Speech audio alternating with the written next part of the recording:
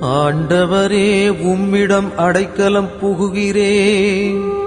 நான் ஒரு நாளும் ஏமாற்றம் அடைய விடாதேயும். உம்முடைய நீதியின்படி என்னை விடுவித்தருளும். உம் கையில் என் ஆவியை ஒப்படைக்கின்றேன். ஆண்டவரே, வார்த்தையில் தவறாத இறைவா, நீர் என்னை மீட்டருள்வீர்.